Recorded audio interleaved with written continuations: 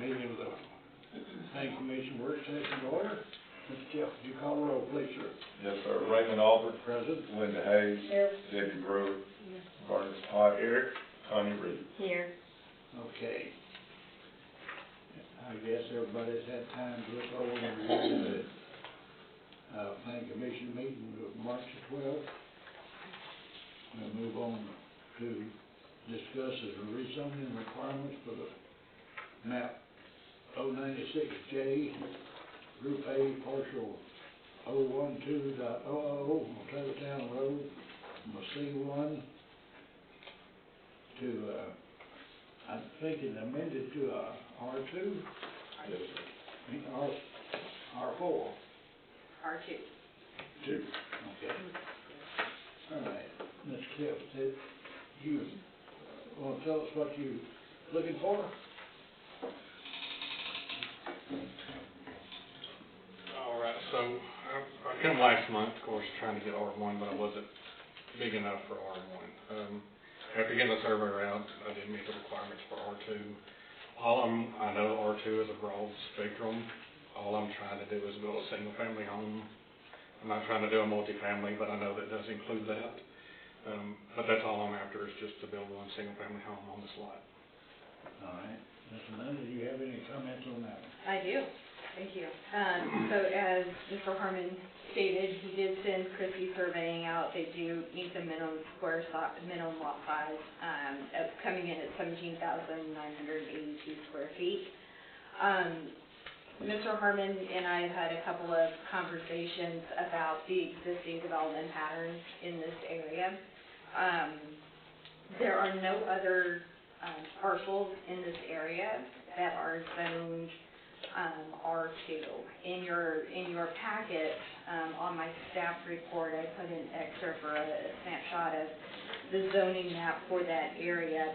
The light yellow is R1, the red is C1, and you see that the property is adjoined, is substantially surrounded by C1 property with R1 to the rear of it. So, and Mr. Harmon knows that this is going to be the recommendation, but at this point in time, based on the development pattern for Taylortown and just what I have heard from the council in terms of the development intent for this area, the fact that there are no other R2 parcels in this area, staff does not support an R2 zoning designation for this particular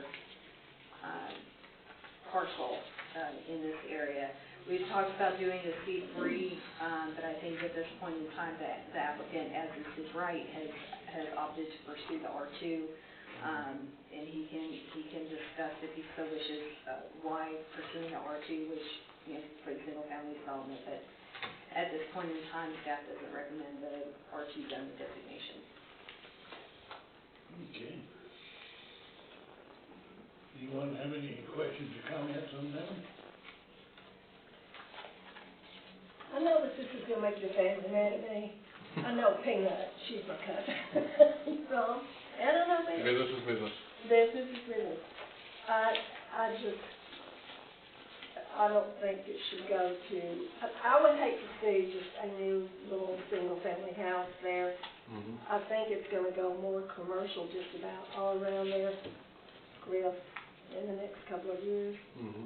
I know some people that own some property there, and they're going to ask for it to be commercial so that they can, and I do know that we're running out actually of commercial property all up and down there, and it's probably going to swing that way, and it's going to swing, we've already had the discussion here, it's going to swing, it already is, to over here on Church Street. Mm-hmm. So I would rather see you stick with C3.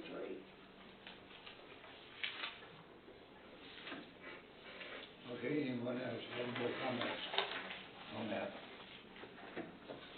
This is just a work session now. Yes. I understand. Up or down, either one. Anybody else don't have anything? Just a quick point of clarification for something you said.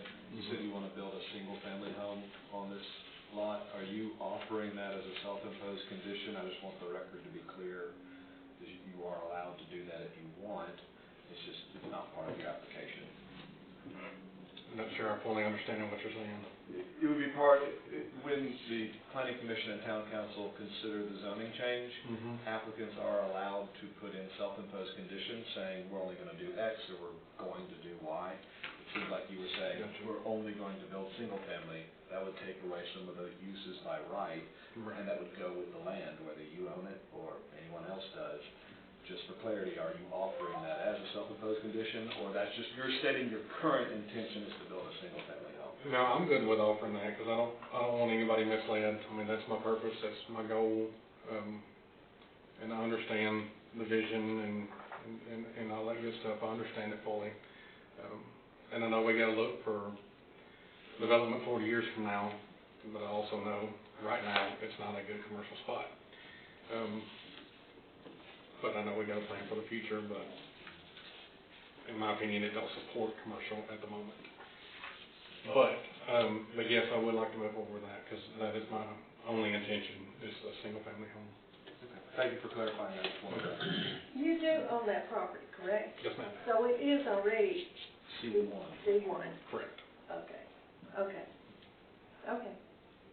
But I've also remembered our discussion earlier, in commercial C1, you can have living above a business, Yes, it is. you know, so I wanted to make sure you understood that is an option. I do. You know, I don't know that we're going to require an actual business being there, but as long as the space is there. Right. Yeah, I do understand that. Just for me, the cost increase is so much different, and the intent is to sell, not to rent. So I'm not intending on keeping this property. Now, originally, if I could have, when I first bought it, my intentions were a duplex. But after going through this, I see that I've got no chance of that happening. So I've redirected my intent, and so. I'll tell you this, it makes you feel any better. I don't know if it hasn't come before this board, but it has come to me and maybe even to Roy. There's people that wanted to buy other property on that road, and they were going to use it for development, and it didn't even come to the council. Right. I mean, it just didn't come, so, because that's always the intention of that road, has always been commercial, starting up there with where Joanne is, where Jackie owns. Then you got the city, and then you got the one the city owns, and then you have the one that you own, what it was used for, so, I fully understand everything you're saying. I understand. So. Okay. I just, to just make sure, I want to make sure you understand. To your point, the self-imposed condition, if you put that on there, then that, should you just say, I want to sell that lot, then it's sold. Should it be rezoned with that self-imposed condition, it's sold with that self-imposed condition. Correct. So whoever you would sell it to would only be able to do a single-family home to. Correct. Okay. But if we I'm good leave with it, at C1, there's not, okay. I don't know that I would want a house right there, it's commercial all the way around me. It's just, I don't know how much that would, make the price viable for selling it, really. And if you should be more commercial there than what's already there. Okay, anyone else have any more comments? Questions? Mr. Gill, well, thank you, sir. Thank you. Take it under consideration for next Tuesday. Yes, sir. Thank you all. Thank you. Okay. Next, to discuss proposed zoning ordinance resolution regarding the woodland protection. Ms. Amanda. Yes, thank you. Okay, so part of what we told you is going to be happening over the next several months and starting last year was doing significant work in cleaning up and tightening up some of the standards in our zoning ordinance. And part of doing that is taking a look at some of our larger zoning efforts, such as our planting and development regulations, which you all recommended and the council passed. In a few minutes, we'll be talking about some open space requirements that would pair nicely with this particular initiative.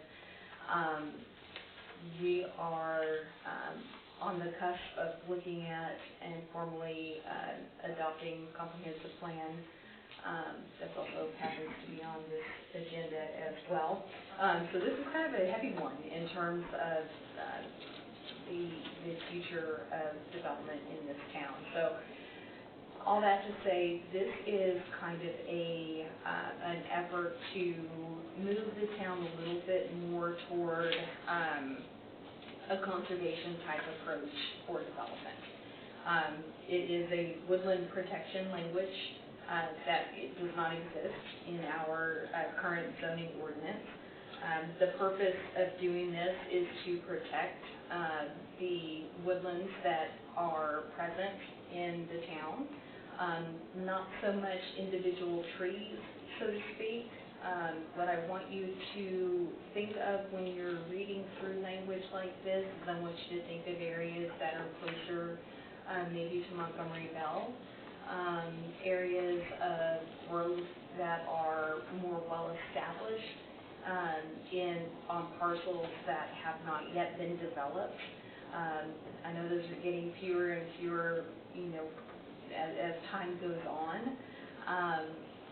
But my sense from working with the town over the last 2.5, almost 3 years is that there's a high value placed on the natural features and conservation and preservation of the outdoor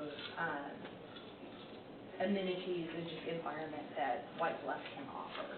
And just trying to weave that into some of our development efforts is what this document tries to do. So that's my introduction to this. The basis of this language is from a community that has much, much more stringent, and I will say tree protection, complete with a professional arborist on staff that obviously we do not have, nor am I recommending that we have. So there is a lot in here that could be removed, but I think the basis is sound. I think the intent is good, and it's a lot easier to take things away than to try to put things back in. So with that, the applicability for this woodland protection would be to the approval of any new platted lot, construction or erection of any new residential dwelling, any specific land disturbance activities such as clearing, grading, filling, construction that require a permit under stormwater management ordinance, removal of specimen trees from any lot, timber harvesting and or clear cutting activities. So if you want to translate that, that's disturbance of land over an acre that would require a stormwater SWIP, stormwater, what's the other P? Prevention, protection permit, whatever the SWIP stands for, which I cannot remember at this exact moment in time.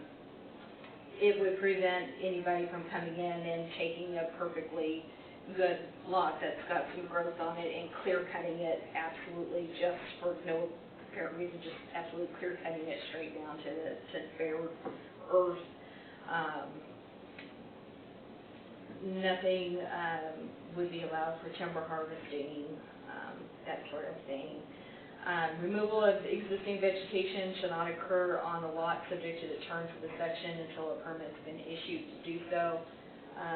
If any vegetation requiring protection under the section is removed within 3 years before application for construction or development, the development would be subject to revegetation. So if you do it, if you do go in and clear cut, you will be subject to requiring to revegetate what you have taken away. and then it goes into, the existing trees between proposed building and structure and adjacent public right-of-way for DBHs 8 inches or greater shall be preserved. We don't want to necessarily discount our baby trees. Baby trees are important, but, you know, we really want to focus on those that are growing and that have a really good chance of growing into really good mature trees. Part B is definitions. So we go into caliper, we define what clear cutting is, development approval, hardwood trees, oak, maple, poplar, local examples of hardwood trees, all that would be very familiar to us. Land disturbance activity would be any activity on any property requiring a permit that changes existing soil cover, vegetative or non-vegetative and or soil topography. Examples include development, redevelopment, demolition, construction, reconstruction, clearing, grading, filling, and excavation. Defines what revegetation is, softwood tree, any tree botanically classified as a gymnosperm. Pine and spruce are local examples of softwood trees. It goes into specimen trees and kind of telling what the criteria would be in terms of the standards of trees in fair or better condition based on size and health. Jeff and I had a good conversation about, well, who determines what fair or better condition is? And in working with the arborist in developing this the first time, just like people have a standard of health, you know, where your blood pressure is considered within normal range and, you know, your height, weight, and your BMI and all that kind of stuff, trees also have that. And so when something is tree fair or better condition, you've got, especially in fair or better condition, you've got a life expectancy greater than 15 years. The trunk is sound and there's no major insect or pathological problems. I mean, that's a tree that can make it. So it doesn't really require an expert to come in and kind of gauge a tree that is healthy. Now I could talk for a while on the emerald ash borer, but I won't get into that with you all today. So we do define what a tree is, a tree management plan, tree removal permit, and a tree survey. Going into the technical standards, so the existing tree retention standards, I think this is really kind of the bulk of what this amendment would do. This table establishes the percentage of tree canopy on a lot that should be retained and protected based on the percentage of the lot that's currently covered by trees.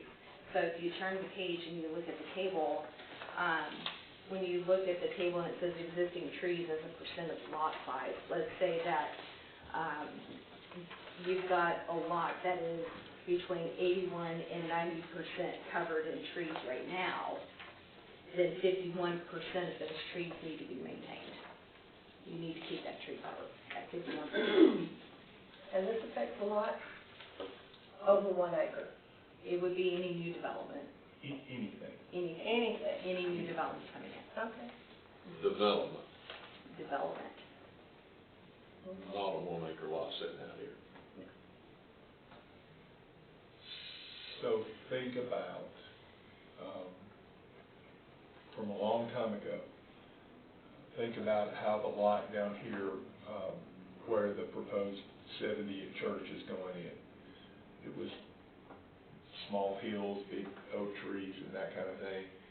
And they come in and clear cut it and sold off the topsoil. Okay, that would not happen here. Down here, where White Bluff Road and Highway 70 is, remember the old oak trees and they had the picnic tables under them and the people at Nashville Wire would go out and eat and all that kind of stuff, and then they come in and cut those trees and leveled the land, took the, you know, at least they grassed it. Yeah. But that would stop that. Okay, when I'm thinking of wooded areas, also I'm thinking of out beyond Sabaritas, just before you get to our city limits, wooded areas on both sides. Because they have been, one time they were cut, cleared out, for timber by the owners, probably pay their taxes, I don't know. And they don't even live here, they're, but that's fine, they own the property, so what I'm thinking, would this maybe protect us from that happening again? Because the citizens had a fit, of course, there was nothing we could do about it, but we got it, we didn't get a lot, but I do remember a lot of comments, And then also, years ago, when the Jazz Center was cleared, at first, so it was cleared for development, we got a lot of comments then. So with that, okay. How would that be down here at Timbercrest? What would that mean? Let's just say it starts after, say we adopt this and Timbercrest comes up. Because they clear cut that, logged it, and literally just left the tree line over next to the farmer at the Browns. Okay, so. That was a high density, So that tree covered lot. It was, yes, So they could probably take out half the trees. so that left the suburban between the bank and the other development and that. It would have helped the current conversation about. What we're having now. Yep. Okay. That was where I believed it. Yep. Can I ask a question? Sure. All right, it says on the percentage and everything, is that per development or per lot? That's for the lot size and the percent of the lot size. So let's say that if you've got a subdivision coming in, that's going to be 100 lots. I would look at that in its totality. I would not look at each individual lot and calculate out, okay, this lot is, this one particular lot of 15,000 square feet or whatever it may be, is covered by da-da-da-da-da, and then do that math. I would look at it probably as a whole, and then be able to look at it from there. Because with development proposals coming in, and with a development like that, it would probably come in under a planned unit development, which would have to go with our landscaping standards, which means that there is an element of landscaping that's going to already be required that this would dovetail into. And then later on the agenda, there's another proposal that Andrew will be talking about too, that it would kind of dovetail in with as well. So really, this probably should have come after that in terms of the order of operations. But yeah, for larger developments, then yes, I would say we'll probably look at the totality of it. But if you get a 1 or 2 or 3 lot, then it's not unreasonable to look at it on a by lot basis, and that could be a point of clarification to write in there. Where did you get these percentages of the amount of trees to be left? How was that?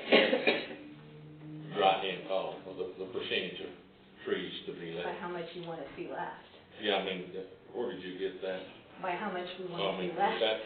That's just personal, like. Okay, I'm just wondering where that came from. Yeah, there's if you've got a lot that was 100%, almost up to almost 91 to 100% covered with trees, Yeah. you want to at least leave 48% covered. You don't want a clear-cut lot. No, I'm saying, And that's exactly part of why this is so important, because when you end up doing clear cutting and things like that, you get into increased erosion, you get into opportunities for invasives to come in, you get all sorts of opportunities for opportunistic things to happen that aren't necessarily positive either. It also is specific as to timing. In a perfect world, you don't want somebody to preemptively go in and clear cut a lot. I mean, you know why they're doing it. Hey, I've got this really beautiful lot, it's ready, it's turnkey, hey, come in and develop. But if it doesn't, then you've got a clear cut lot that is now scrubby and ugly, and you've got the erosion issues, and you've got anything else, just kind of a scar on your town until somebody decides to come in or, you know, or have the development approvals to go in and start actually building and things like that. So it's kind of meant to try to temper those things a bit. Of course, this would apply to anything moving forward, nothing that's already been approved. And that's why one of the paragraphs you put in here is if you take away trees up to 2 years before you come in, we get to treat it as those trees still exist. You can't clear cut and come in and say, well, I have no trees, so this doesn't apply to me, you know. So that's, there's a little bit of a look back to make sure people aren't trying to skirt this by clear cutting ahead of time. The other thing I'll point out, just for y'all so you're aware of the way this is, and again, Roy, to your point, the percentages, it's not dissimilar from other percentages I've seen, so I think it's kind of in line with industry standards. Part of it is you can't unduly burden property, right? People have a right to do stuff with their trees, right? So we can't say you can't remove any trees. That's unreasonable. So this is saying you have to retain some of your canopy. And if you can't do that, if you can't do all of that, you've got to plant new trees, right? That's kind of a balancing act between property owners' rights and preserving that this body and the town council are able to do. So a lot of it's a balancing act. There's been a lot of federal and U.S. Supreme Court cases on this issue because some property owners really don't want to be told what to do. They don't want any government oversight or regulation. So you want to make sure you're coming in reasonable and looking at these percentages. I didn't see any legal issue with what Amanda put in there. If it's the will of this body or the town council to adjust those, we can certainly talk about it. I do think it should be, as Amanda's put, sort of that gradation of the less cover you have, the more of it you have to keep. Because look, you have to remove some trees to build. You do.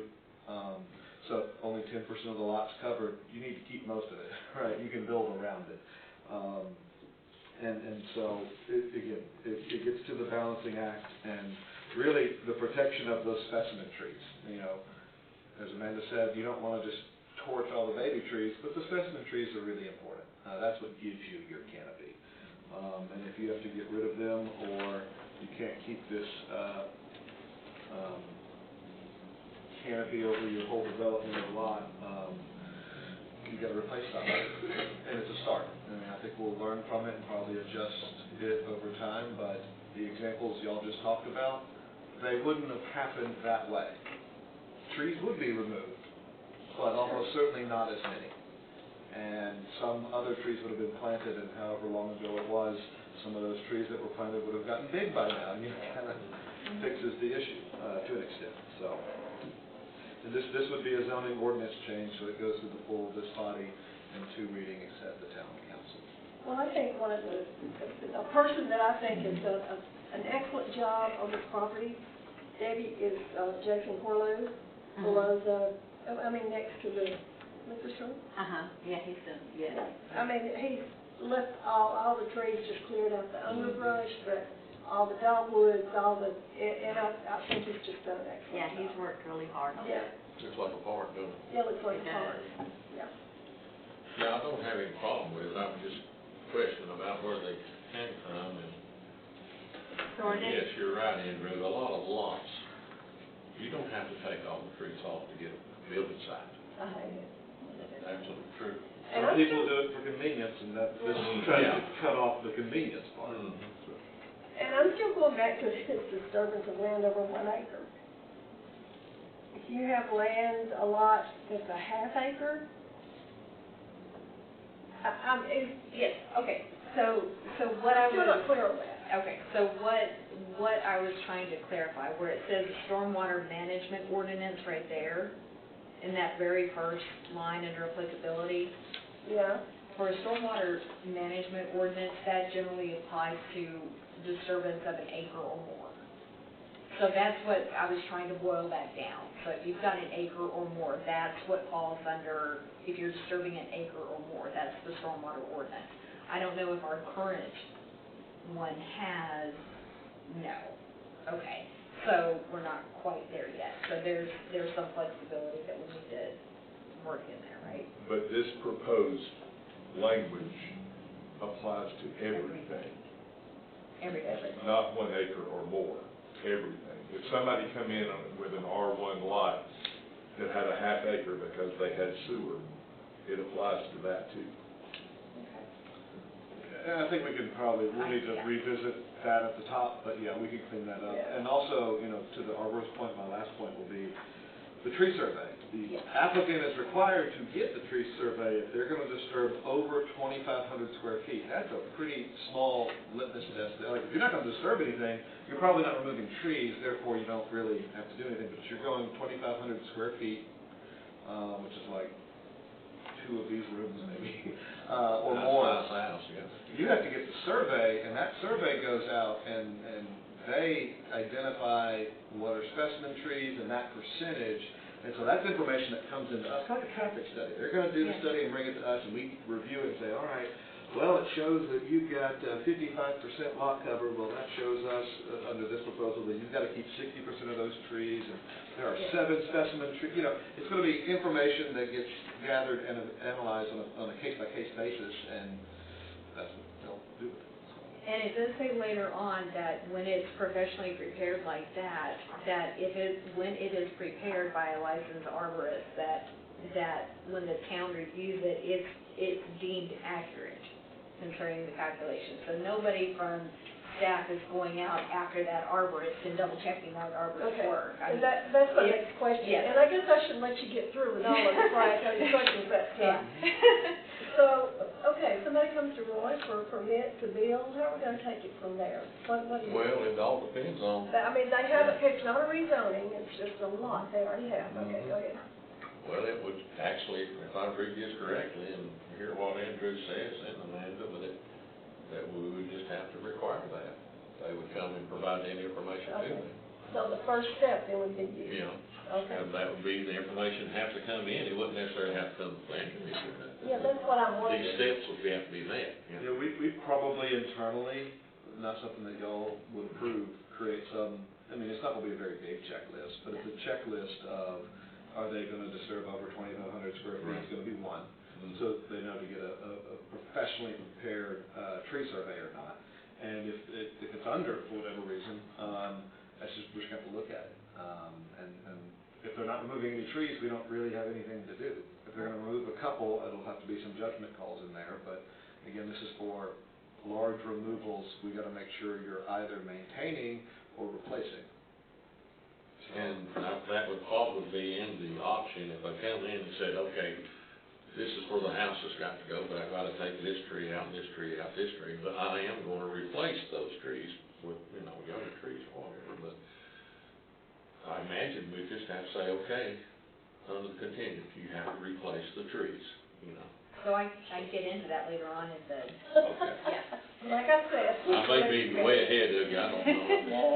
The color on it, and I love it. I have some questions that I I know, don't this is great. ask. No, this is what I want. I love the discussion. It Y'all sounds great, reading? how are we going to make it work? Yeah. Those are good Yeah. questions. Yeah. So we've got the policy, now let's talk about the administration of it. So, tree replacement. What page are you on? It would be the Right third under one. it's right under the, Yeah, okay, I got you, true. Okay, tree replacement. So, if an applicant is unable to retain the trees required according to the table as a condition of receiving a permit, the applicant will be obligated to replace lost trees in a manner sufficient. When the tree reaches full maturity, the lot will comply with the section. So again, if you can't, you've got to replace. And you can't replace with just little itty-bitty saplings. You've got to make some kind of effort that you're going to put something in that has a chance of surviving. So your tree replacement plan has to demonstrate compliance with the table. So just as we'll be very familiar to you with the landscaping ordinance that you all just passed up and was approved by council. The planning schedule includes proposed tree names, quantity, size, spacing, and any kind of special planning notes. Any trees that die severely injured within 2-year period after replacement, original placement needs to be replaced with equivalent species and size. If a grading plan demonstrates it's impractical to preserve existing trees in connection with driveway access, grading, or other improvements, the tree may be removed subject to administrative approval. Removed trees 8 inches in DBH or greater shall be replaced at a rate of 1 inch for every 1 inch removed. So if you have to remove a 16-inch tree, you're gonna put a 16-inch tree back. So does that mean like one of these big shovel trucks that come out and haul a tree in and set it down? That can get expensive. Yeah, that's what I'm It's very thinking, yeah. expensive. Mhm. So do your best to plan around that tree. Trees are a good Tree thing. house. Any decisions concerning the application of this section may be appealed to the Board of Zoning Appeals. So even though a lot of the legwork on this will, as Andrew and Roy and everybody were talking about, will happen not in front of the Planning Commission. If there are any questions that can't be resolved amongst staff, the next step would be to go to the Board of Zoning Appeals, because this is a proposed amendment to the zoning ordinance. So there is another body to whom this could be appealed. So the development standards on the retention of existing trees. So the tree survey required for a new dwelling. So before beginning any tree clearing or removal, development work, or land disturbance activity over 2,500 square feet, the applicant shall prepare and submit a survey of all the trees on the lot subject to the following requirements. So you've got your general requirements that will be prepared on the same scale as the landscaping plan, now that we require one, and shall identify all trees on the lot and their approximate lot coverage, and the inventory shall depict all trees to be retained in accordance with the section. It'll be professionally prepared, and it does address aerial photography. So tree inventories may be prepared by landscape architect, surveyor, arborist, forester, or engineer registered with the state. Aerial and site photography may be substituted for the inventory if the photography provides adequate detail at the town's discretion to assess compliance with this section. Said aerial photography shall be no older than the most recent aerial photography accessible by the town. It is amazing what you can find on Google Earth. In some sections in town, you can go back 10 years for photography. It's wonderful. So when someone says, I didn't clear cut that, really? Because here it is a year ago, and it does not look like what it looks like now. So it's quite helpful. Review by the town of White Bluff. Any tree inventory prepared shall be deemed accurate concerning the calculation of existing trees as a percentage of lot size. The town shall review tree inventory submitted by other party or resident to assess compliance with table concerning the calculation of existing trees. Existing tree protection during construction. During development, the applicant shall erect barriers necessary to protect the existing or installed vegetation from damage during and after construction. So removal of protected trees in the case where tree clearing or removal, development work, land disturbance, part of construction, or intentional damage to trees occurs in violation, the following shall apply. And then we go into our penalties. The first one is your typical $50 per day fine for each violation until violations are remedied. Replanting shall be required at a rate of 80 trees for each acre disturbed over the tree retention standards defined herein, or on an inch-by-inch caliber replacement. Replacement trees have a minimum DBH of 2 inches when planted, and replacement trees shall be maintained through an establishment period of at least 3 years. If they do not survive the period, the applicant shall purchase and install new replacement trees and reset the establishment period. Permit procedures. The question? Oh, I was just saying, who's gonna be, is this something Roy will have to keep up with? Between us. We'll be always checking it out. Permit procedures. Before approval of any regulated activity of the ordinance to which the section applies or the issuance of any permit, all applicable documents determined by the town as necessary shall be submitted to and reviewed by a town planner or their designee. The town planner or designee shall review all applicable plans and related documentation for conformance to the provisions of the ordinance. Based on the review, town planner will approve, return for revision, or deny the application. If denied, the reasons for denial shall be annotated on the plans or otherwise stated in writing. No tree removal permit shall be issued until it's been determined that the proposed activity complies with the ordinance. So Roy is not allowed. Inspection. Following the receipt of each required component of the completed tree removal application supporting documents, the town may schedule and inspect the proposed development site. The applicant or designee shall be advised as to the date and time of inspection and allowed to participate. After the approval process is completed, the building inspector and/or arborist will inspect the site to ensure the trees are adequately protected during the permitted or approved activity. We can show you arborist. We do not have an arborist, nor am I suggesting we have one. After same thing on the next line, my apologies. After the activity is completed, the building inspector will conduct an on-site inspection to ensure compliance with the tree management plan. That is as simple as when Roy or whomever is going out and doing an inspection, you look over to the right, you see a tree that was in good condition that isn't there anymore on the next visit, and you go, hey, what happened to that tree? Can we refuse a CO, a certificate of occupancy then, until they do replace it? Yeah. That's basically part of it, and, I back up where the tree size, what was 2 inches, you know, in the past, you know, when you've had regulations for some towns or cities do it, I've seen people go out and put a stick in the ground and say that they planted the tree that they're supposed to have on the lot. Yeah. Or another thing that you have to do when you go out there is I always tell people, look up. When you plant a tree, look up. Because there's the power line. That tree is gonna grow right up in it. They're gonna come and butcher it and cut it up. So I always, go that route too. And we don't have nothing where I make them plant a tree, but if they do, that's what I do. Yeah. I say that. But, yeah, and I like the size really because a lot of people go out and stick a stick and call it a tree. Yep, $5 from Dollar General ain't gonna cut it. Yeah, it's a little thing sticking up there. All right, so fees, each applicant requesting a permit under the provisions of this ordinance shall deposit a non-refundable fee with the town of White Bluff as per the most recent municipal fee schedule. It addresses natural disaster or emergencies. Obviously, if we have an issue, we are not going to make everybody who's in the midst of this disaster recovery come in and get a tree removal permit. That is common sense. We are not crazy. G, exemptions. The following development and construction activities and types of vegetation are exempt from the standards of this section. The removal of dead or naturally fallen trees or vegetation. We do not want to keep anybody from maintaining their property properly. Selective and limited removal of trees or vegetation necessary to obtain clear visibility at driveways or intersections to perform necessary field survey work. Removal of vegetation in accordance with a permit approved before the controlling date, meaning the date that this is, if it is indeed passed. The actions of public and private utility companies within their utility easements, and removal of trees listed in the current edition of invasive exotic pest plants published by the Tennessee Exotic Pest Plant Council. We want invasive gone. That's current trend. Clear cutting.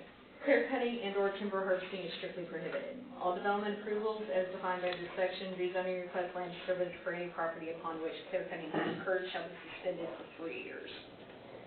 We're not messing with no clear cutting. The suspension period shall begin at the time the clear cutting occurs. I have a question. Yes. The clear cutting, well, any of this, I guess, does it apply to current homeowners? It is not envisioned to apply to current homeowners because this would be for development moving forward. It could be as municipal code. Maybe, it's, I don't really like that idea. yeah, so Telling there's people they ag can't cut exemptions trees. under state law that if it's an agricultural purpose, dealing with plants or animals, we can't regulate the use, we're actually barred from doing so. So even if we made it a law, if it's an existing property with an existing home, they can kind of do whatever they want with their trees. I don't really think that, I mean, I don't think there's any current homes in White Bluff that have a whole lot of vegetation on them. But, say some of these places in the county where they grow their trees and then they clear cut it and they use that to pay their taxes. Yeah, pay But their taxes. that's not pay everything. tied to, so the whole reason this even gets to work in a policing framework is new development, right? Right. We're saying if you're building something, because like, let's be real, 5 years down the road, someone has to preserve their trees on their lot, they build a house, I buy the house. 5 years in, I'm allowed to take out all those trees if I want, start over, do whatever, it is my land. We're just saying, if you're coming to us for a permit, here are the things we're gonna look at, Okay. right? So, to your point very succinctly, no, this should not apply to existing land. It's just if you're coming and getting a permit from us, or a plat, or whatever. Am I seeing that this is more geared to things, I'll start naming off timber cracks down here where David came in and cleaned that off down there, took all the timber. I just made it clear, well, that's what we're talking about, where somebody goes in and does that. Say, for instance, now, I don't think his would apply, but we know that that was done in the past year. And so, we're not going to go back 3 years on what's already done, but once this is implemented, then we could go back and say, well, 3 years ago, this had all this on it, and you cleared it. Yeah, whenever this passes will be the day we start looking at stuff, and then, That would be this, in July the 1st or whatever, you know, I'm just putting the date out. yeah, whenever the council, Yeah, whatever the council has second final reading, Well, it's grandfathered in, I guess is that a term to use? yes, would apply, but yeah, I think you're right. And then, I guess the question for Amanda, make sure I'm reading this right, and we're all on the same page. So, this 80 tree per acre or inch by inch caliper replacement, let's say, I'll use an example like half an acre, right? It would be 40 trees. It's gonna be a ratio, right? Or if I remove 120 inches of trees, outside the percentage I was required to, I couldn't get there. So we say it's 120 inches, I have to come in with 120 inches of trees, so at a minimum, that'd be 62-inch trees to get to 120, right? Right. It's those calculations we'll have to look at, but. We'll probably find a better way to phrase that. Sure. Yeah. It's just how does someone, if they can't get the percentage, how do they meet it? Well, you know, the tree moving business is a big business itself in a lot of places. You know, bringing a 6-inch or 8-inch tree or 10-inch or whatever from down yonder to here. But anyhow, of the two questions I've got, and one of them is the implementation of the fee, implementing that fee. How would that be done? Can one office do it? Does that go through the court or the $50 a day? Just what I'm saying. Just like any other violation of our local law, it has to go through court. Have to go through court? Well, I mean, you send a letter. Yeah, I think as we do, and if they refuse, then you have to proceed to court. I just want that to be, okay. So this might actually help the drainage and the flooding and that sort of thing. Runoff. The problem, the runoff, yeah. Absolutely. Some of our development in the past has actually happened in fields. Most of Greenfield Ridge was fields, not a whole lot was, they didn't have to clear cut or anything, most of that. White Blood Hills. Yeah. So, and I know down here at Bell Forge, that was already pretty much cleared off back in there, most of it, so. In your face, Amanda, like, our boxwoods, or what we call them, you know, our little, anything that just takes over, that's not. If somebody has it on their land and says, hey, look, I want to get rid of this, it's like getting rid of poison oak, you know what I mean, get these, you just get rid of them, we don't have to worry about it. They come to me and say, look, I want to get rid of this stuff, go for it.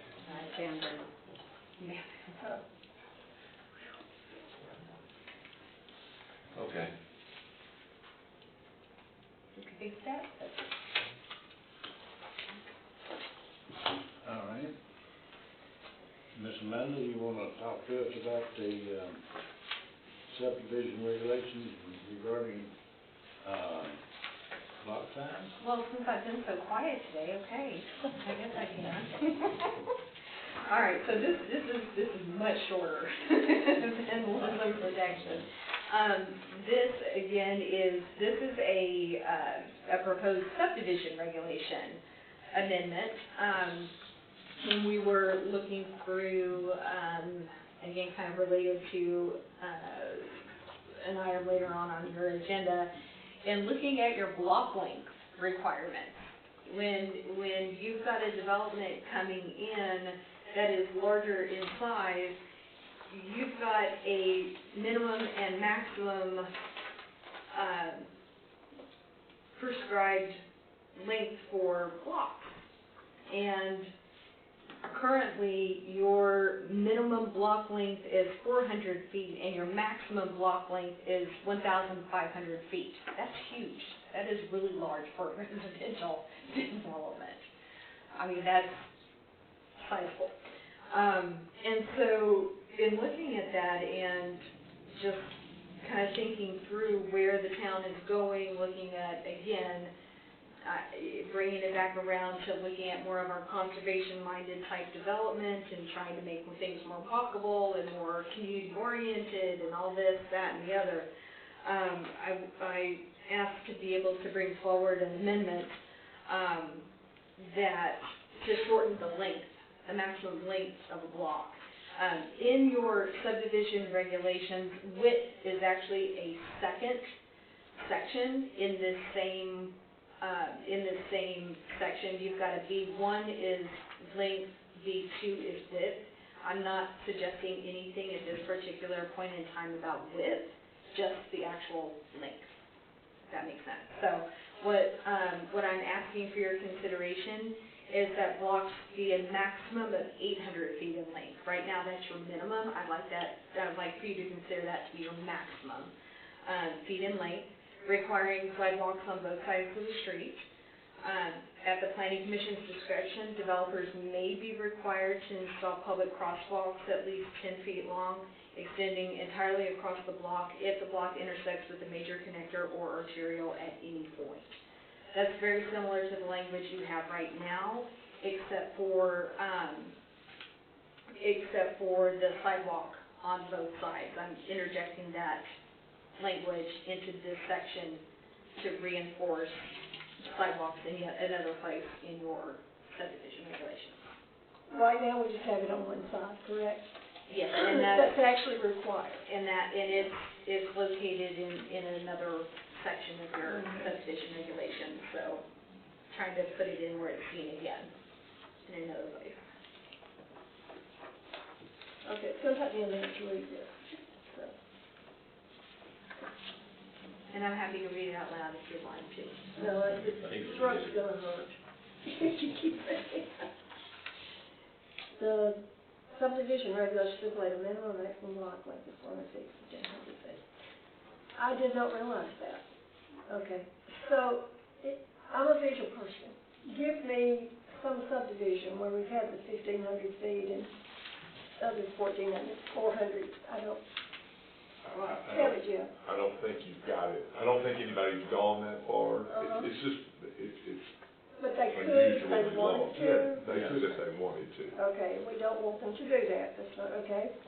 Because we're trying to create compact walkable neighborhoods and shorter block lengths tend to increase community and situational awareness. Townwide both desires to promote pedestrian-friendly development. This is true throughout the town by reducing the distance between destinations, enhancing non-vehicular modes of transportation to neighborhood improvement. Okay, so this will go along with all of our connectivity plans. And the block ends when there's a cross street. Like, it doesn't say you can't keep, going forward with your development, but you've got to have that. If you're going east-west on your long block, you've got to have north-south, breakups in roads, and that's why you see developments that kind of sprawl a little bit. Okay. If you didn't have a block length maximum, you could literally create a subdivision that's just one long snake. Trace Creek. Trace Creek's a sample of a road. What is it? Trace Creek goes from one end to the other. It's not subdivision, but I'm just giving a Oh, sample of a road. Oh, You okay. gotta go from one end to the other, that's the only entrance and exit. And that's generally considered not good planning and design. So you want to put maximums on your block length right now. It's 1,500. This came up as an ancillary conversation that we probably need to look at not letting that happen. That is, was that like a fourth of a mile? So that's Is this more though for development? it's for development. It's for development. I mean, for high density or Anything. anything. Anything that's going to come in under a plat or site plan. Okay. Okay. Even as old as White Bluff Hills is, if you look at it, they meet that, because you go Yeah. down the street and you go from Marty to, Coleman, or Yeah. the streets are Cassie Lane cuts off of, so Yeah. they kind of meet there, Ruby They're Lane. not blocked in. Right, Yeah, yeah, yeah. and so that, in a way, that was good, that was done, but this just clarifies it and makes it, you can't go no further. Right. Diller Hills is the same way. Right. Yeah, well, Greenville actually is that way too. Yeah, that's right, and so if you do it that way, and she's just gonna nail it down in the word here, the verbiage says that you can't go no further than that anyhow. Okay. Even the way it is, like Andrew said, you can go if you wanted to, they wouldn't be letting you say that. Okay, all right. I just wanted to make sure that I understood. And, Amanda, I've talked to Jeff about this, this is down the road in the future, and I don't know whether we'd have that, say, let's go on down 47, you got a big farm. I don't know, somebody, just anything, and they're coming into development, and the streets are looped out and all, and they're coming in one or two entrances. We should be able to, if there's another adjoining farm or a piece of land that could possibly, we don't know whether it would or not, but could possibly be developed. I'd like to see or know that we can have them, one of the main streets look right into it. You see what I mean? Like it's a fence, and it would just be there. And then if this person developed this, or somebody down the road did, they would be required to tie into that street. Most subdivision regulations do call for that. Yes. Yeah, and I'm not sure if ours do right off the top of my head, but it's possible that we already have the provisions Well, to that. I'll just Well, throw that in. Belford and Timbercrest does not connect. I'll definitely look. I feel like I'm troubling you. That's a good point. You just could bring good points up. Good point. I'm glad you do. Well, Tell me more. yeah. Challenge me. Challenge, Okay, any more on that one? And we move on to,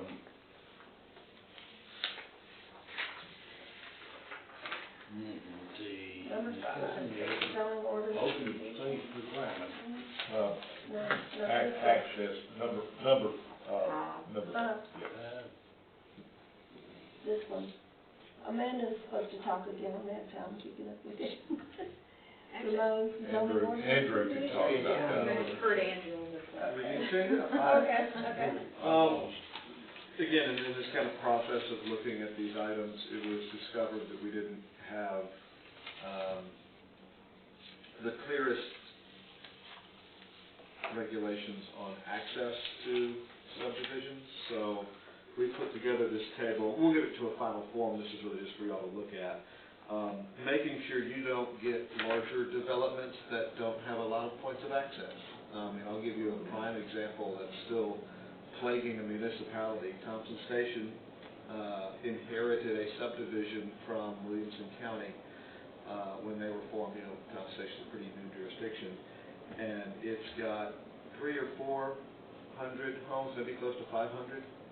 They have one entrance, and that's Main entrance? that's it, off of Highway 31. There's nothing else. You got the railroad kind of on the backside. You got Harpeth Creek on the north. It has one. You want to see a show, go out in the morning and get a rocking chair and just watch that traffic there. So we don't want that to happen ever. And again, sort of the cleanup, we wanted to set some minimum standards for access. So if you look at the table, this kind of works the other way, but in any individual residential lot that's on a main arterial state highway or whatever, the maximum you can have is 2. You don't want to clutter things up, but that's the maximum you have for an individual lot.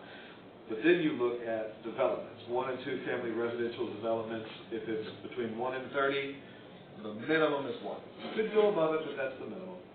31 to 150, the minimum is 2. And then if you go above 150 dwelling units in a development, I don't care how it's phased, but in an entire development, you have to have 3. And I think that's to ensure, look, if there's some of this is emergency management. If there's a major wreck at one entrance, you don't want to trap the entire subdivision. And then just flow. You don't want an entire subdivision at work time and getting home from school time and end of work day clogging that one entrance. Now, you'll see that it has the double star there next to 2 and 3 minimum. This is also in line with fire code. And you see at the very bottom of the chart there, where 2 or more access points are required, 2 accesses shall be placed a distance apart equal to not less than 1/2 of the length of the maximum overall diagonal dimension of the development. So if you got a rectangle, you look at the diagonal of it, half that's how far away these access points have to be. You can't just put them right next to each other and say, I have 2. They have to be spaced out. Again, for safety, if there's something that happens near one, if they're right next to each other, it'll affect the other. But again, for flow, you want one side of a development to really use one entrance, and another side to use the other so that you're directing that flow. For multifamily, 1 to 100 would be 1, but then once you go above 100, it's required 2. And then non-residential, we did by parking spaces. So 1 for 1 to 30 parking spaces. If you go above 30, you have to have 2 entrances. We do not have that specificity in our zoning ordinance or subdivision regulations, and so we are suggesting to have this just so nothing comes along that leaves us. And this would apply to existing developments. There are some out there that could have more phases, and any new development as well has to comply with this. And this is, neighbors is coming out, are you saying to the main artery, would it be like, Highway 47, 250, 70, the main artery?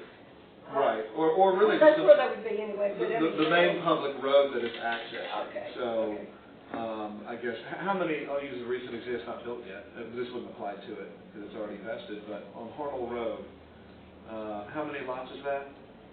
35. 35. And how many entrances does it have? Onto any public road? 1. All right. So, that's a good example of a change. If it was at 30, it could keep its 1, but if it came in, if this were adopted, if it came in after this, it would actually have to have 2. So that's just an example of, it would have just been just above that requirement, now you have to have 2 entrances. Yes. So, for y'all's consideration, to recommend, I guess, just to clarify, I think we talked about this being in the zoning ordinance, but would we want this in the subdivision regulations? Because this really, I mean, the individual lot is going to be different, but the other aspects, the next 3 lines would be subdivision regulation requirements. Do we need to split it up, or? I think the other access point information though is in the zoning ordinance. Then we'll keep it there. So this will be a zoning ordinance, it'll be a recommendation from this body on Tuesday to go up to the council. Andrew, just a question, this is a hypothetical, and it's in place now and should be happening. White Bluff Hills, they have the remaining part. Now, Jeff told me the other day, I understand that that's dead now, the plat that it's approved. Had like 190 lots or homes approved on the one that's dead now. Yeah, the previous one. So if you go down here where your asterisks are at 150 plus dwellings, and I know that says 1 and 2 family residential, so that'd be 1, but it's got the asterisk 3 minimum entrances, and there's only 2, and that's now. Would that mean that they could? Would that mean that anybody comes in with a different plat now, since there's only 2? They would have to have a third. So that would be, if they brought it in, that'd be one of the things we'd require, is 1 more. 1 more entrance? Assuming, well, I mean, we have, I don't know how many lots are out there right now. Well, that will come into account. Oh, yeah, they would be enough there to, well, run this way over 150, and that's what's available now that could be, would be like 190, so. But my question to that is, are you talking about coming out of that particular phase? They can come out on one entrance. One development. Right. It's going to be one development But regardless. that particular phase would have to have 2 or 3. We can't go out there and make White Bluff Hills now add another entrance to White Bluff Road. Well, no, that's all the same development. It came in with the concept intentionally for the whole property be developed. So what I'm saying is, if you look at this here, and somebody comes in and says, okay, we want to start all over and continue this development, we want to bring you in a flat or whatever, how many houses, it don't matter. They will exceed that 150 is what I'm saying, if they But If they would they put not be 70 grandfathered houses. in? The existing White Bluff Hills, of course, is grandfathered, they're done. And their entrances are coming out on White Bluff Road, is what I'm saying. No, just, one comes out on Gill, which goes to, Yeah, it's an entrance stuff. it's got two right Yeah, now. to each. okay, it's got two. Wolf Road too, doesn't it? No, But they're also very close to each other, if I recall. Yeah. But anyway, if someone were to come in with, to develop remaining land as part of White Bluff Hills, they would have to have 3 entrances to a road. So yes, there would have to be. So if that's true, then probably that whole development to me is killed, and I don't care. Well, yeah, I'm just pulling Not that till out they there. have to get at their entrance, there's a lot of ways to do that. They need to go acquire some land, or, that's pretty common, around here, that if you need to get another entrance, you go negotiate, and, we even see scenarios where they'll enter into an agreement with the town that if they pay for it, will condemn an access point for them, but again, it kind of gets to safety and that threshold of, that's a lot of people in one area using one road effectively to get to White Bluff Road, so. But yes, it would apply to any future phase. And I think that's the key to your question. If nothing happens at in White Bluff Hills, what's there is there, Correct. Right, and we're done. right. But if But somebody comes something in happens and on that wants last to, phase, yeah, they're gonna Then have to they're gonna- get that. that whoever that phase is gonna have to come up to the front and build an entrance. I Well, can't get it some, right in my not mind. necessarily even the front, but somewhere, because the streets are in place now for the first part. Yeah, All that's, yeah.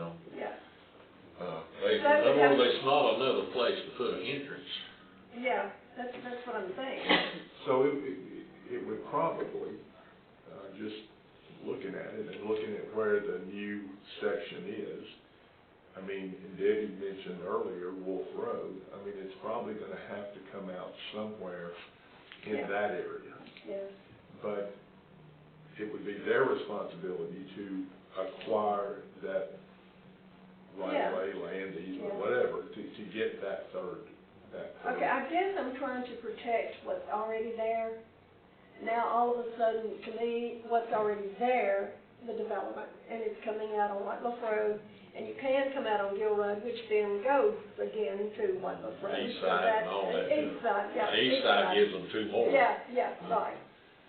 The way it sounded to me was that if they do now another, and who knows, I don't think it'll ever happen, but another 190 homes, because it did come to us one time, that we would have the right to say to this 190 home builder, you've got to go add another entrance to White Bluff Road. No, not White Bluff Road, we don't have to say that. I mean, Okay. another Have to go entrance. somewhere. Somewhere. Okay, all right, okay. And per this, it couldn't be right next to an already they couldn't just add another right next to the existing 2. It has to be, at that point, it's pretty big development, so that'd be pretty far away. Yeah, yeah.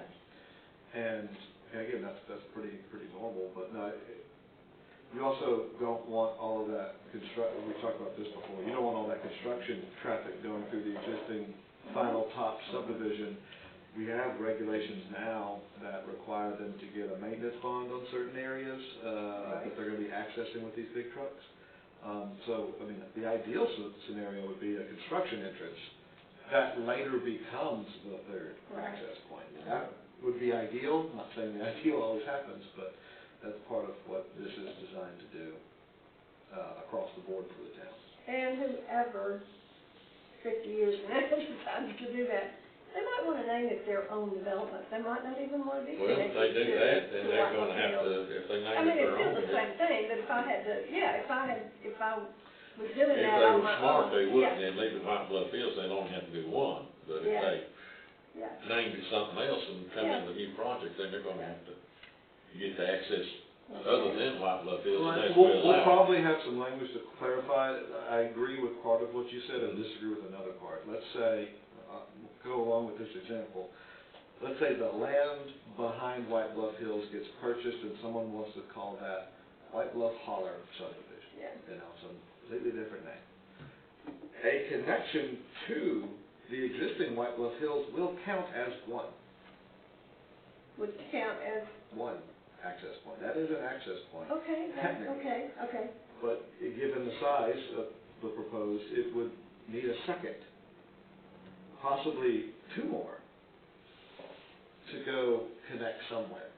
And they've got to be, further apart. So maybe they connect in two different places, the White Bluff Hills, and then the third one goes down to Wolf Road, or maybe somehow all the way over to White Bluff Road. I guess topography and logistics get in the way, but however you want to look at it, they're an extension of White Bluff Hills. You do look at it a certain way.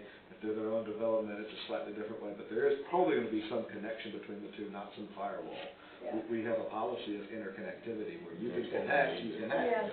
And you're not going to be penalized for doing that. You will get credit for one. You still got to have a second.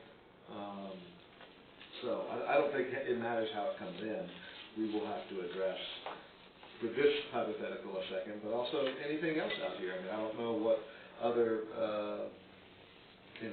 take for it, if someone took a section and wanted to add to Greenfield Ridge, it may require another entrance for that one. Again, connecting to it's going to at least count as one, but we have to look at the case-by-case geometry, basically. Especially with the fire code, the second entrance has to be so far away from the first one. Okay.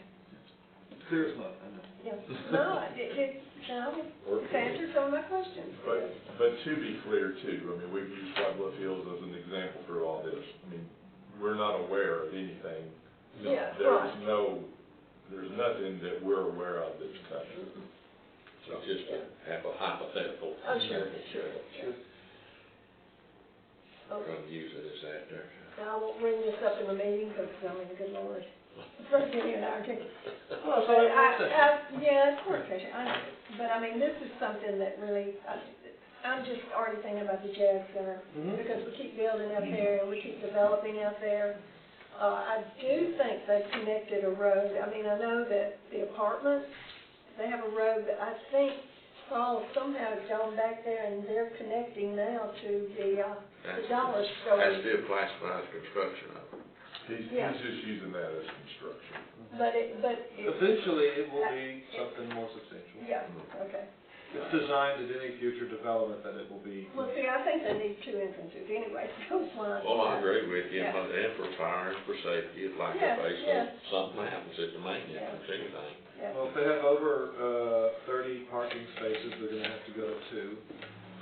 If that residential aspect's over 150, they're gonna have 3. And those can overlap, obviously, you don't do 2 and 3 and have 5 entrances. Yeah. But most likely, I will be shocked if at the end of the day, 2 years or 20 years from now, whenever the Jazz Center is fully developed, it will have 3 major entrances onto 7. It just will.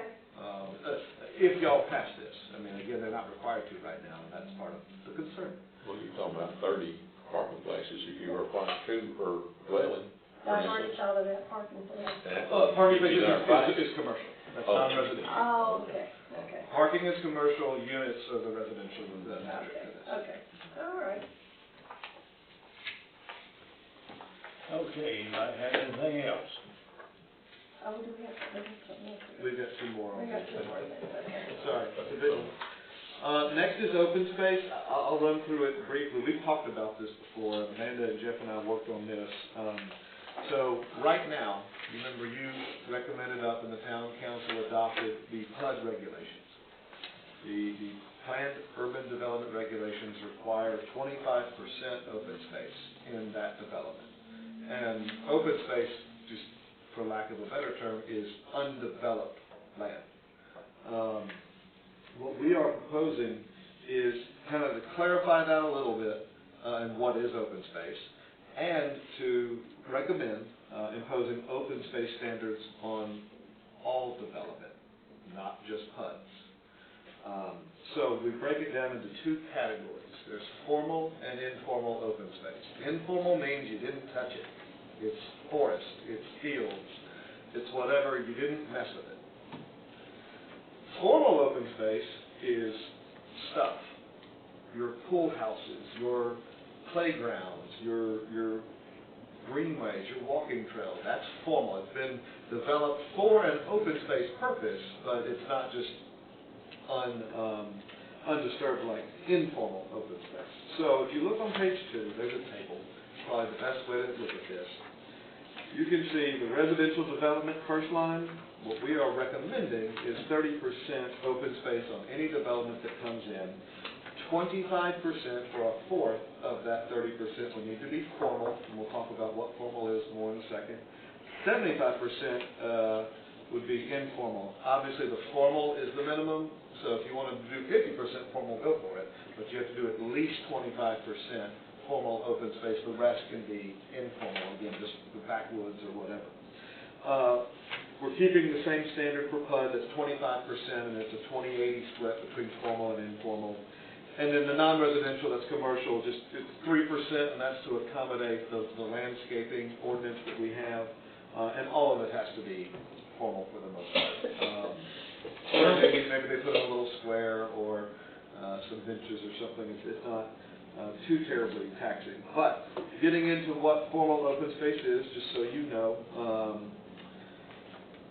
neighborhood amenities such as a clubhouse, a pavilion, or anything of that nature, kind of going on to the next page, gathering areas and active recreational areas, outdoor dining, playgrounds, pools, sports fields, pickleballs, popular tennis courts, go for it, dog parks, we've seen that come up to us before. Formal gardens, public arts, squares, greens, plaza, and parks. So again, it's all trying to encompass things that it's not for, the living or the parking or anything like that. It's public space. It's formally developed public spaces. And so, again, the proposal is 25% of the open space requirement would have to be that. The rest would be informal. And then areas counted as informal open space is most everything else. We do go on to say things that are not considered open space on the last page, just so that there's clarity. Private yards in a subdivision don't count as informal open space.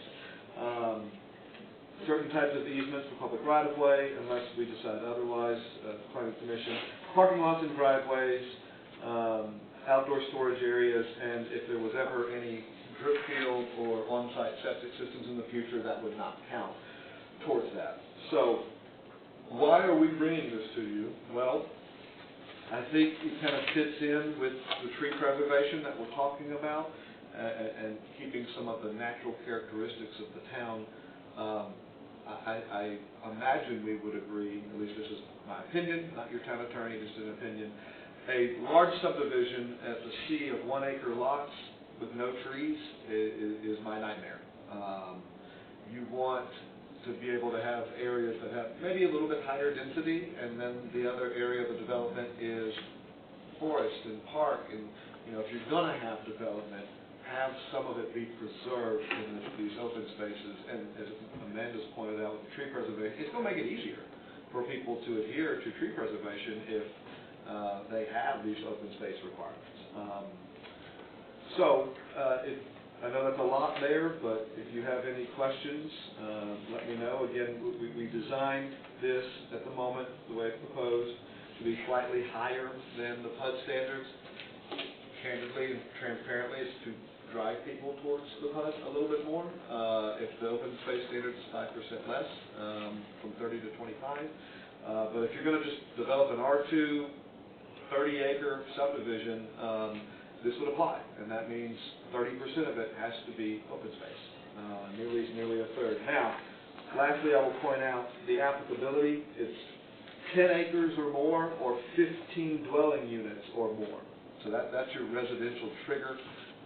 Happy to talk about if that should change. And then for non-residential or mixed use, 2 or more buildings, 5 or more non-residential tenants, gross building area of 50,000 square feet, or any site that exceeds 5 acres. So. What was that? I see right here. Yeah. Okay. So that's kind of my spiel on open space. Jeff or Amanda, anything to add? Okay. Yeah, anyone else have anything else?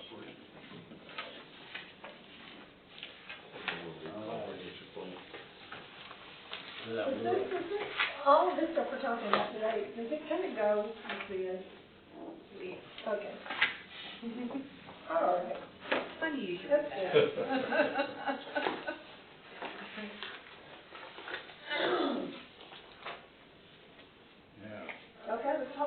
All right, the last item on your agenda is your draft of the White Bluff Comprehensive Plan. We had the go-ahead from council, Thursday. Tuesday. Thank you, Tuesday, to send this to you all for consideration. I'm going to keep this brief because we've run long. Basically, this is the White Bluff specific version of the county-wide effort that happened with Volkert and the steering committee that was made up of Jeff and other stakeholders from Burns, City of Dixon, etc. So what has the general layout of this is taking the core values that were agreed upon by the stakeholders and that were discussed at length during the public outreach efforts through the major comprehensive plan, the county-wide, and drilling down and trying to establish what does that mean for the town of White Bluff. And so the first couple of pages is basically just saying, what is the comprehensive plan? Why do we need it? How is White Bluff represented in the Dixon County Comprehensive Plan? Why do we need these plans? Long and short is we need a plan because we need to know where to go. We need to know how to get there. I said this at council, I'll say it here. I hate the term living, breathing document. I detest that term. This is a guideline, but a guideline works if you follow it. There's flexibility within this. Really want you to take some time to think through this. I want to thank Debbie for her participation in the steering committee at the White Bluff level in reading through this and offering feedback on the content and organization of the document. Councilmember Kincaid was also the council rep on the council side for this. So moving through it very quickly, you've got your economic development element of this, and what it talks about is just basically the run through of who we are, our demographics, some of the keyboard findings. A lot of that was obtained through Greater Nashville Regional Council dashboard, ACS, the American Community Survey, so on and so forth. I'm not going to read it to you as much as I would love to, but I'm not going to be allowed to talk that long. The natural resources on page 10 is probably one of my favorite elements because we have obviously a jewel in our side yard with Montgomery Bell. So I go through and talk about some of the opportunities that we have in terms of what the park brings to us, but also what we can bring to the park. And as the mayor pointed out, a lot of what we've discussed today is moving toward those efforts to help preserve what we have and help make sure that development that we know is coming at least has an opportunity to not encroach or be harmful to the natural resources that we have right here in White Bluff. The park is wonderful, but that's not all that we have. We talked about on page 12 tourism opportunities in White Bluff, and also the need to balance tourism and the preservation of natural resources. We don't want to mine everything to death, so to speak. Strategic planning is vital to the control of influx of tourists and to prevent overdevelopment in ecologically sensitive areas. What you all are doing with these actions, again, with the zoning ordinance and woodland protection and things like that, all fit in with the tenets that this plan hopes to preserve. Page 14 goes into the statement of core values for cultural and historic resources. I could easily, with Jeff's help, write a book on this. I might. I haven't decided yet. I got very, very excited, and Jeff had to take it away from me because I kept messing with it, so, there's so much more I wanted to do, because there's so many awesome things that I learned, about this town. When you look through it, these are all things that you know. I didn't. We talked about the Dixon County Community Arts Council, the theater, obviously the Bed White Bluff Civic Center. We talked about the Screaming Eagle Trail. We've got the Nature Center that will be coming online. I mean, there's just so many awesome things that we're working on.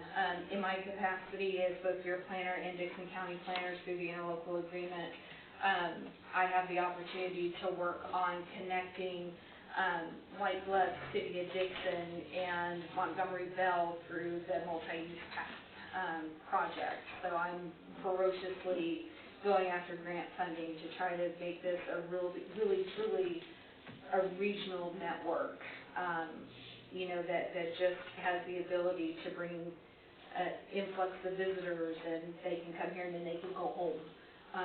We'll give them lots of things to do while they're here. We talked at the council work session, looking at maybe some specific area type plans. I know I'm running long. But all of these things kind of go in to supporting these statements of core values. And as we go through, we can develop these more. Okay. Community facilities, statement of core values on page 18. We firmly believe community facilities are pivotal in fostering personal and professional development. We have multiple opportunities to partner with educational partners. We've got our educational facilities. We have access to TCAP and Nashville State Community College. We have obviously the library, field things, Veterans Memorial Park. We've got our utility infrastructure, the Regional Greenway project that I just mentioned. We've got page 24, we go into our land use. That's obviously what today has been about. We talked about our historic background. We talked about proposed land use. This hopefully is just the beginning of a lot of our cleanup efforts to tailor a little bit better our subdivision regulations, our zoning ordinance. What we've had has worked, but sometimes we outgrow things, and sometimes things outgrow us. So it's just a matter of not necessarily doing things incorrectly, but sometimes we learn from our mistakes, and sometimes we observe what other communities do and see what we might be able to do just a little bit better. And I'm thankful for you all and being open and listening to things like that. Page 27 is your transportation statement of core values. Obviously, you've got to move people from one place to another. That's the number one thing we always hear about. You all were very proactive in adopting the traffic impact study and moving that forward. While the rest of the document is pretty well specified, I do recommend not doing too much to this section from the original Dixon County Comprehensive Plan because it's very engineering oriented. Recommend keeping that particular section from the Corradino group intact and just adopting that and then integrating it as we move on. The last couple of pages are what I call your calls for action. This is, okay, we've got our statement of core values. We have our ideas. Now, how are we going to know? What ideas do we have, and how are we going to know when we've accomplished them? What are our hallmarks? What are our milestones? Maybe a woodland tree, woodland ordinance, protection ordinance is something that we could put on our list is, okay, we've made progress toward a call for action on land use and, protection of natural resources, that sort of thing. So I think when I stop talking, Jeff is probably going to jump in and bring it home in terms of our next steps. But the council did see fit to send it back to you for consideration.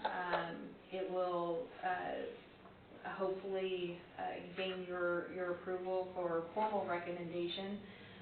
At that point, it would go up to the city council, the town council for a couple of readings and, go through that formal adoption process.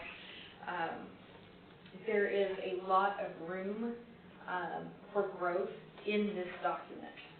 The last thing I will say is that usually comp plans are looked at as something to help foster growth.